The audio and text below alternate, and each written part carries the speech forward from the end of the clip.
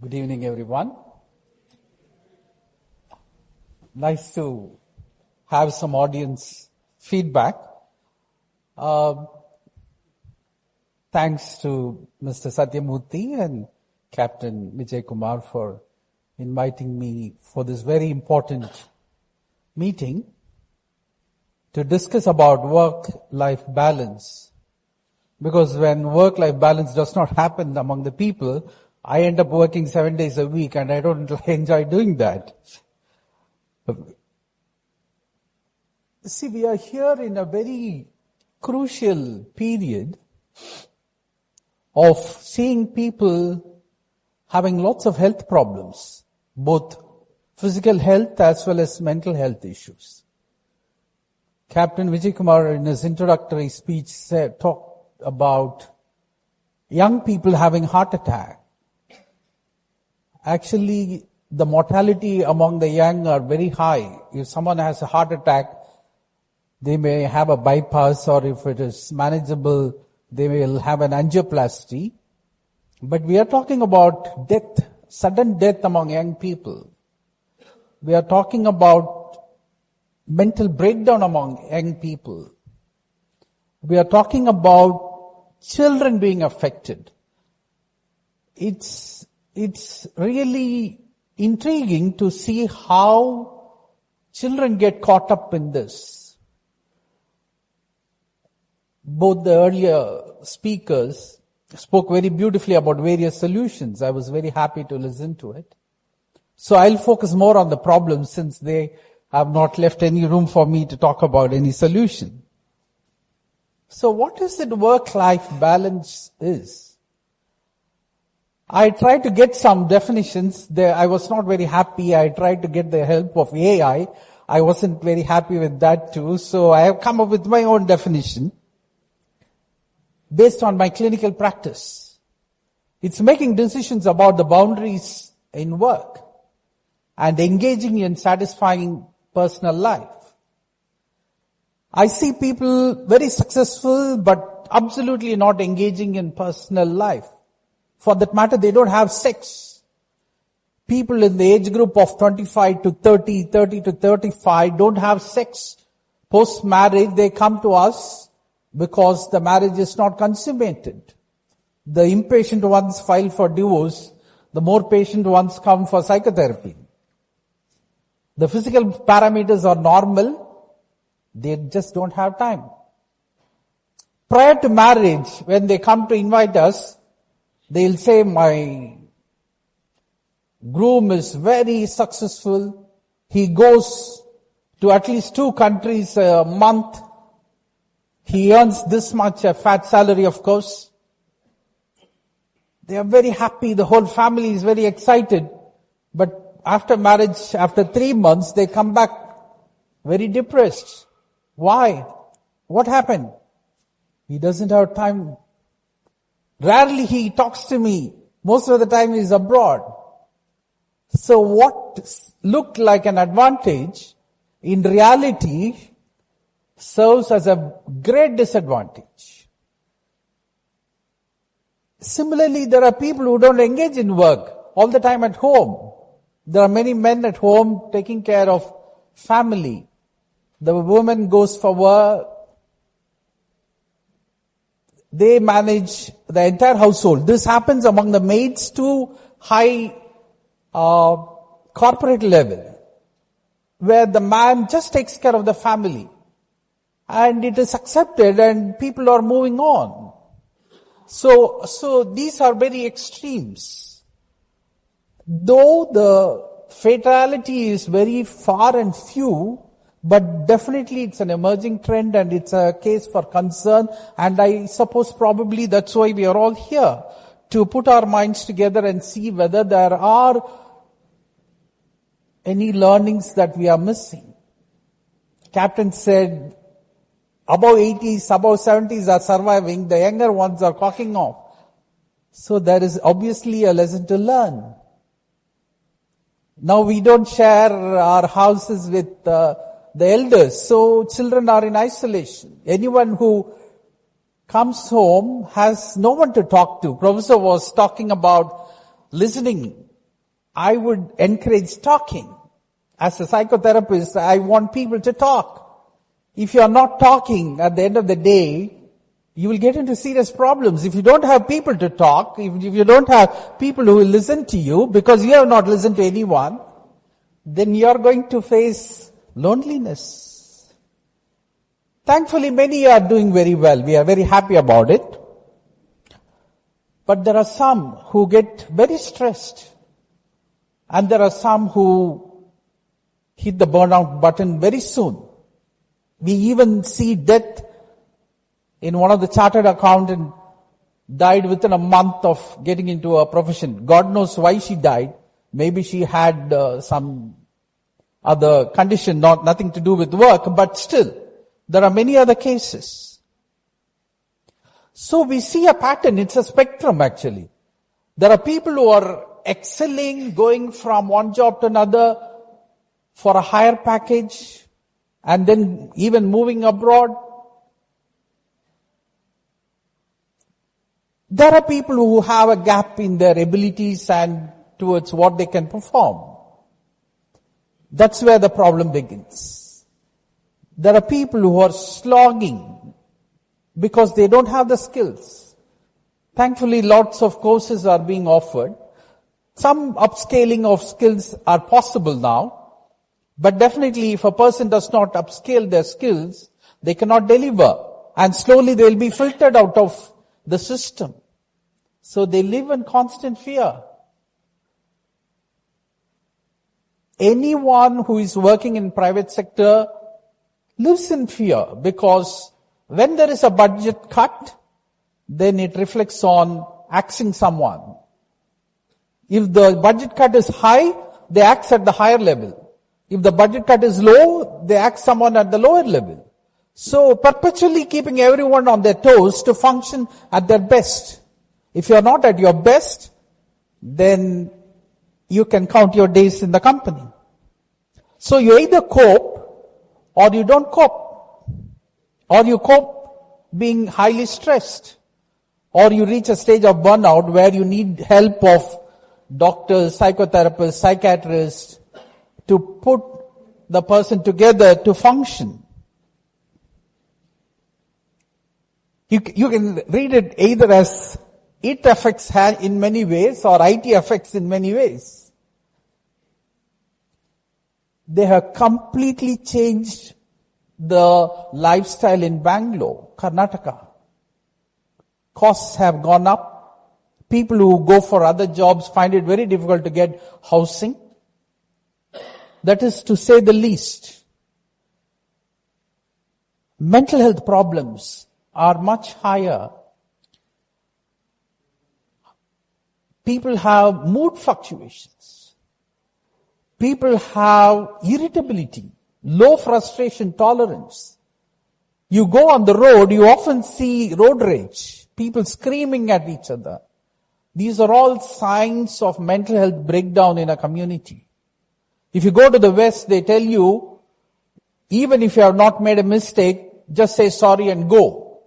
If you say, why should I do that? They say, if you want to be alive, do that. Otherwise, you stand and fight for your rights, you'll be shot. Which one do you like? I'll say, I'm sorry, and I'll move on. Cardiovascular problems, we were talking about it. People having heart attacks. Not only that, there are blood pressure variations among the young people that leads to a host of various other problems. They can even have a stroke due to that. Sleep and appetite is a major casualty. Ask anyone what time they go to sleep. There are many patients who come online on a video call with me and make the payment at 2 o'clock, 2 a.m., 3 a.m. What on earth are they doing at 2 a.m., 3 a.m.? They are working. They are continuing their work. They just had a break, had a session with me, gone back to work, and they are making payments at 3 a.m. Digestive system takes a very big hit because Gut is considered as the second brain. If you are not eating well, if you are not digesting properly, if you are not eating on time, you will have mood fluctuations. You will have various other mental health problems. Hormonal health gets very much affected. Women are the most badly hit here. Similarly, men, we see impotence at a very young age. Premature ejaculation at a very young age. So the sexual health gets a very big hit. Somebody suggested we should work 70 hours a week. That's a very poor joke on us. And it is supposed to be to catch up with the development of the developed countries. You go to any developed country, they are working 5 days a week, 9 to 5 job. They don't come on weekends. Even if they are a doctor, they don't take calls. If it's an emergency, it's a problem of the duty doctor. In any hospital, the Indian doctor is a favorite because anytime he will take the call and he will give an advice. Then what is it we are catching up? I oppose this very vehemently because it really ruins the people. Whatever is happening here, we will face the consequences for the next 100 years. So, ladies and gentlemen, we have to take cognizance of what is happening and oppose ideology which is against nature. We are not meant to work for 14 hours, 18 hours a day. We are not meant that way at all. So this is the beautiful circadian rhythm which we need to follow because the body functions in a certain way. There is no way we can go against it. If we go against it, we'll pay a big price. There is no two ways about it. It's just simple logic. It's like 1 + 1 is equal to 2. Any modifications, nature doesn't accept. At a certain point of time, we are very alert. At certain point of time, the mind shuts down. Melatonin secretion starts and we go to sleep as the sun goes down.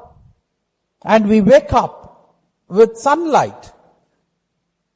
Just imagine someone continuously working. There is a person who told me that he used to sit at office and work and he used to see people coming, people going, people coming, people going.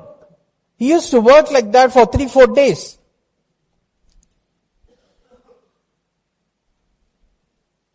And now he's under my care, obviously.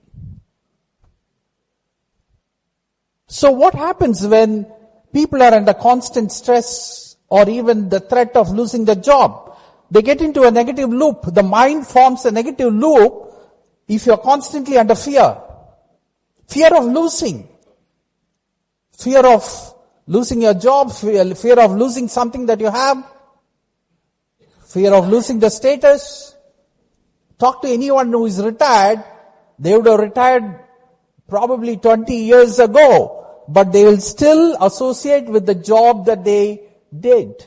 Because that is their identity. Losing it is not going to happen so easily. Constantly living under fear triggers amygdala activity, which is a stress response. Then what happens is for everything you respond as though it is stress. That's why many people constantly keep complaining. Because they view the world as a problem. Not as a challenge.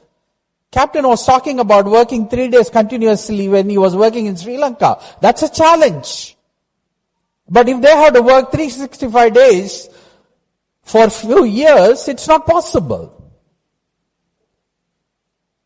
The prefrontal cortex plays a very major role in our emotional health and in our decision making. If you are constantly under stress, you will make all faulty decisions. That's why people who are going through problems end up with more problems because they have lost their ability to make proper decisions. They have lost their ability to take factors which are important to make a decision. So it's more a fear response. The neurotransmitter imbalance, like low serotonin, will cause mood fluctuations. Sometimes depression, if it is very low. They can have dopamine deficiency. They can experience pleasure at a very low level. That's why we find many people who experiencing pleasure don't feel it. They will just go through it as though it's a chore. The HPA axis is nothing but the hypothalamus, pituitary gland, adrenaline response. Constant activation of this will make you have more cortisol, which is a stress response. So where does the work-life imbalance happen? A lot of people want to be on a fast track in their career growth. They want to quickly become a VP. They want to quickly become the CFO. So they don't mind working very hard. As long as it is realistic, it is fine. But if your talents don't match the requirements, then it becomes a problem. Sometimes the companies set unrealistic goals. They take up jobs without having resources or employing resources because it causes more money. So the people who are employed have to take up additional responsibilities. There is a lot of financial mismanagement happening in spite of so many consultants offering financial management advice. I remember as a young professional, I'm now about 58, Mr. Satyamurthy, who is sitting here, used to advise me. I often used to appear in television, and one day he called me and he said, please don't do that. You're burning your image. It's not more the merrier. That kind of professional advice is very essential. I used to have a very cheap pen in my pocket. He advised me saying, you have reached a certain level of expertise. You should not be having these sort of pens. Mentoring is very, very important. Relationship at workplace is a very big concern.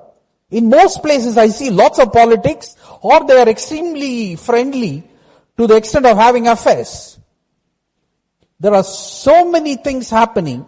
They take a house and live together, report that they are going for work and end up in that house. So many issues happening in the society. Poor personal life, no engagement with their own personal life is a very big concern. Sometimes they are not in a very good marital relationship. That can drain the life out of a person, and they may overwork to kill time. There are a lot of people, you'll be very surprised, stay in the car, in the house, in the parking lot, just not wanting to go home. Thanks to our reels, they can endlessly swipe and keep watching, and once they're exhausted, they go as long as they can spend as little time at home. Then the poor work culture.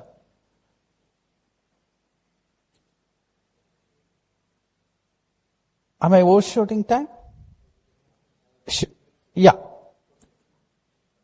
So how do we create the balance? A good lifestyle is very important. Strictly no for addictions. Be aware of your skills and take up responsibilities which are congruent to that.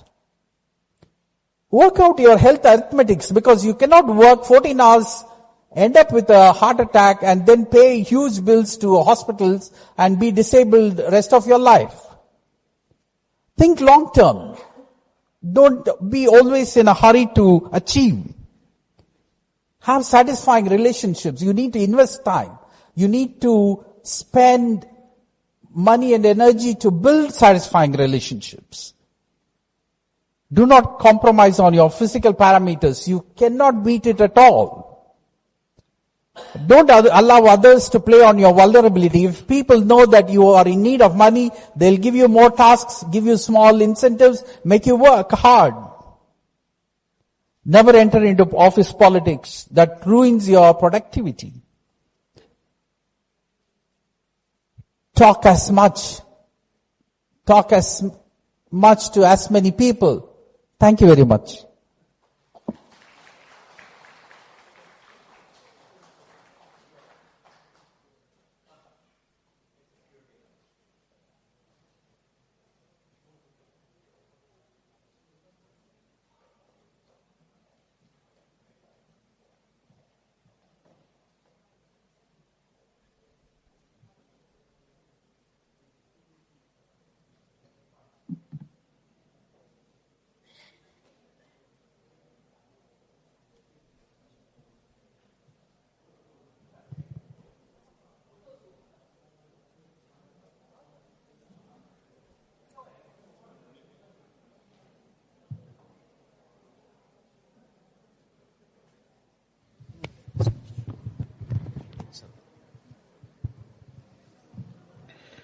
Okay. Lots of questions. So, let me pick a few and ask the fellow speakers.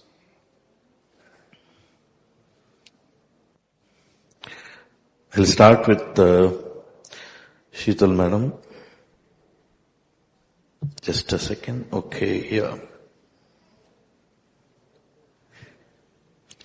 As a leader in HR, how do you address the challenge of employees perceiving HR as a policy enforcer rather than support? How can we change this perspective among employees? Yeah, I think it has been time immemorial that HR plays the balancing act. I think more than work life, it's a balance which I have to play between organization priorities and employee expectations, and that is something which we need to balance as well. But I think the important thing is communicating transparently and fairly as well.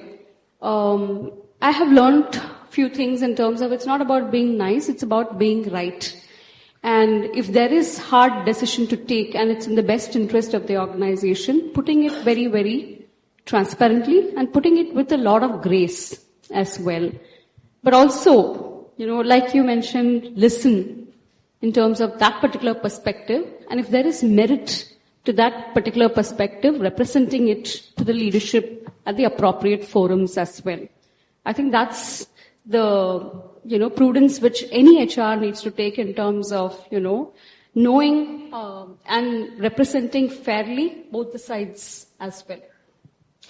So one of the things that we as Indians do is when we have to say yes, we'll do like this.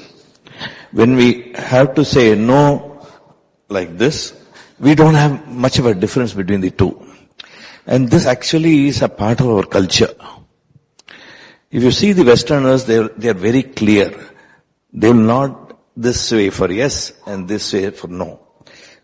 And it is innately representing what we are. We hesitate saying no. Both sides. I'm talking about the HR or the employer's side and employee's side. There is this communication which is usually unclear. When the employees and employers are very clear about what they are communicating, especially in India, things will become much, much better, is my opinion. Madam, one more question. What steps does TCS take to create a work environment where employees feel secure and valued? I think one of the most organizations which really honors and walk the talks is my organization, and I'm not saying because I'm representing HR, representing TCS, but I have lived that for the last 22 years. In terms of the policies and in terms of the culture which we have, I think we do have a speak-up culture. Flexibility is definitely there, but the flexibility is earned as well, and I've learned this personally as well. I have walked the extra mile when it really required a deliverable, and when I had to take time off, the policies enable you to take that time off as well. The leaders are approachable, they're open, and we can have a conversation in terms of, what is working and what's not working as well. And that entire engagement, which I really lead as well, is in terms of creating a culture which really respects holistic well-being and also enables that as well in terms of physical, emotional, social, and financial well-being as well. So I think that sums up in terms of what we are doing for our employees. It's okay to have that conversation. It is there in the policies. It's okay to say, I have stress and anxiety. Walk up to the leader, walk up to the manager. They are sensitized as well how to handle these conversations. HR is sensitized and enabled to have these conversations as well, and then act upon it as well. So the culture, the conversations, the connect, and the mentoring and guidance, I think that sums up the culture of the organization. Wonderful. Thanks a lot. Now, over to Dr. Ravi. As a cognitive behavior psychotherapist, how do you approach helping individuals manage the stress of balancing professional demands with personal fulfillments? Can you share any case study on success? See, it's a matter of prioritizing. It's a matter of knowing what you need, what your family needs, what your company needs, and what are the limitations. As long as you're aware of both your strengths and your shortcomings and the skill set, you can easily create a balance. The more you engage with your own activities as well as your families. I holiday a lot and I holiday very intensely because I can come and work very well. It's not the other way around of me working very hard so that I can holiday well.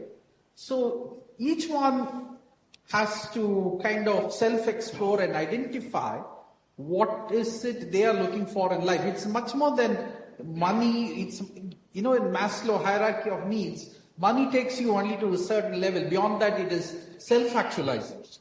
What is it you want to grow as? So there are many people who, like Professor said, he gave the cast, he gave up fame, blindly chasing accomplishments. So you have to explore what is it you can discard. Not always acquiring gives us happiness. Many times giving up gives us more wisdom, more tranquility. Thank you. So there's one more question. I'm not able to get it over here. One of them asked, there is the stigma about mental illness. And people don't want to be approaching somebody who is treating for mental wellness.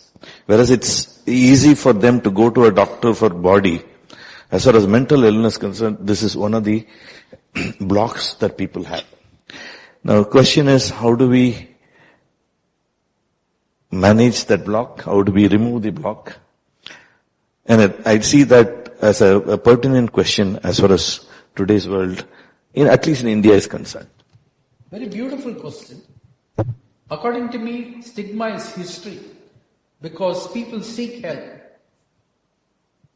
In my clinic about a few years ago, before Corona, a fifth standard boy had come without an appointment. I was very amused how he ended up in my clinic without an appointment. When I asked him, he said, today I stole money in my class. So they are in the school, they beat me up. When I came home, they are beating me up there also. So I have come here for your help. I have lots of patients coming from Andhra Pradesh. Lots of patients coming from Kerala. They don't want to be seen in a psychiatric unit in their state. So they come to a neighboring state. Now it is just a matter of a flight or a train. So overnight they are here, then the night they are back. So you need to find a method to seek help. Now most of us are available online. Nobody will know. There are houses where parents or spouse does not know that someone is having a consultation. So if you have the will, there is a way. Thank you. In fact, in our organization, IIT Madras, past few years we've been focusing on how to get the students to open up. And we find that, and I definitely helped in terms of that kind of environment. We find that they are okay with close friends or people who are very close to them.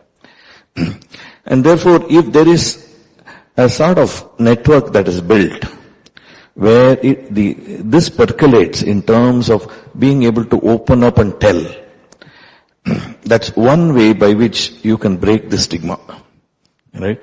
And if there is a necessity, the person wanting to take help but opening up only to close people, at least will help in terms of the close person communicating that the stigma is not necessary, also communicating to the person who will help.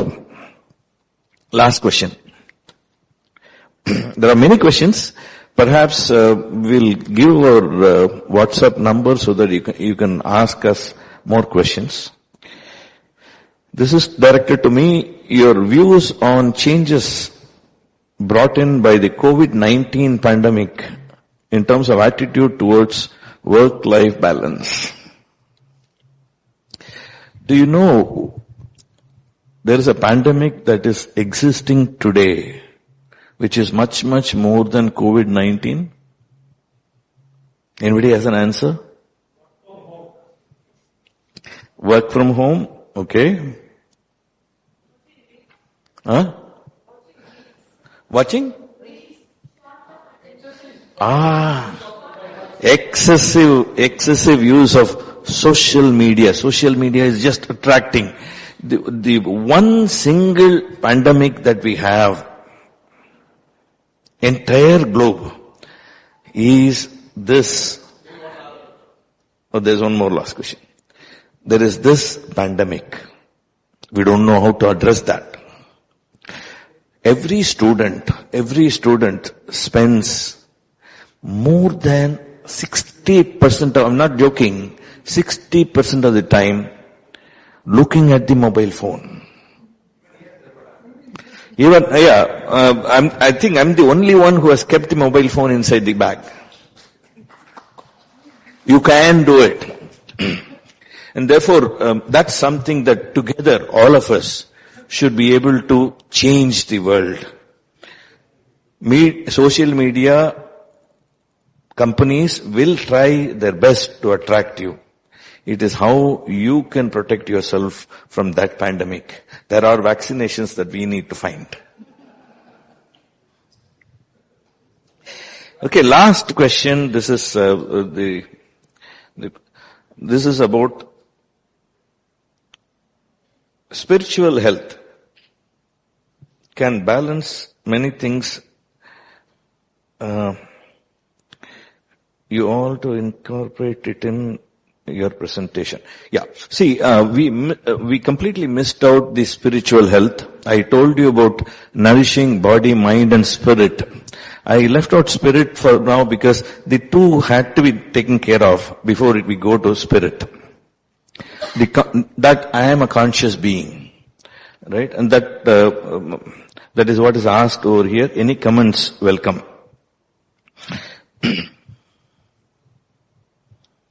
Spirituality, Sheetal just pointed out a little bit, which is, that is a conscious me, that I exist because my consciousness exists, and therefore others exist, is something that we should experience for ourselves. One thing that we cannot talk about is seeking that particular aspect of us, which is understanding that it is our consciousness that brings us over here. Okay, it goes beyond the both body and mental well-being. right? But both body and mental well-being are necessary for the next spiritual well-being. Anything you want to add? Yeah. So I think silence is something which is very, very important. And if you integrate silence apart, in addition to listening as well, it goes a long way in terms of spiritual health. And mindfulness plays a very, very important aspect. Being here, being at the moment, being present, and being conscious, like you just pointed out, is an important step for spirituality as well. Right. And when you are silent and then there is a time for reflection, I think you go deeper in that particular journey of spiritual awakening as well. Yeah, I've been practicing the meditation for the past 30 years. How many of you want to get an experience of mindfulness? Raise your hand. We'll do a 2-minute mindfulness. Mindfulness is nothing but you focusing on one aspect of the activity. Okay, whatever be that activity. Can you bring in the entire mind into just absorbed in that activity? That is what is mindfulness. When we do that, it helps us in terms of just ignoring all those things and focusing on one activity that we do. Okay, and that's a sort of precursor to meditation. If you are ready, I can help you with that. All right. So we're going to do a nice thing. Close your eyes.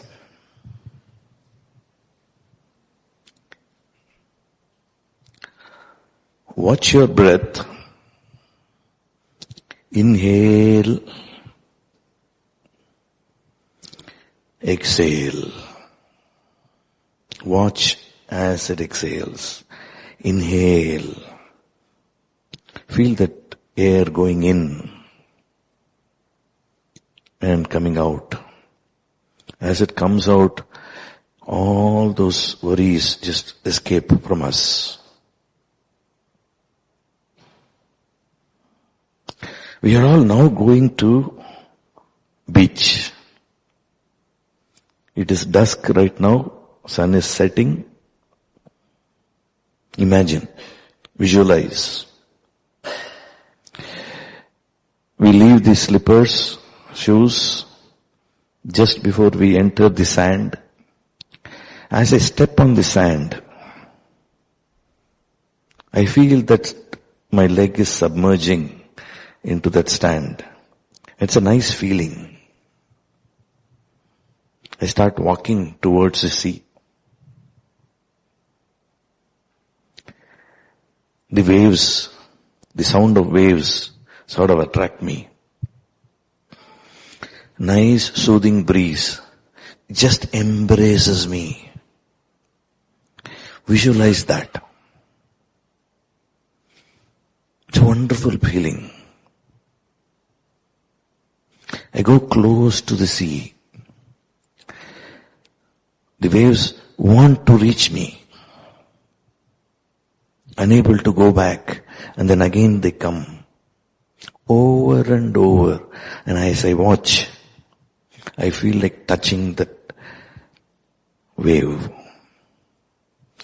The moment that wave touches my leg, it's a feeling unparalleled. Be with that feeling. Enjoy that feeling.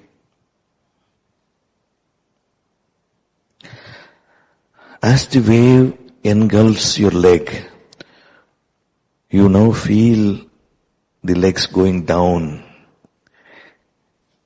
submerging into the sand surrounding. It's a feeling, that's why we came to that place called beach. I step outside. As I walk, I just look up the sky. It's sprayed around with twinkling lights here and there. I feel like lying down, seeing the sky, the unbounded sky, expansive in its nature. So many stars decorating. My mind expands. It's a feeling of freedom that I get. I enjoy the freedom. As the breeze just caresses my body. It's so nice, as if I can lie down like this forever. My friend comes, taps me and says, time is up, we have to go. And I now open my eyes. You can also open your eyes. What we did was just a 2-minute mindfulness exercise. Thank you for being here.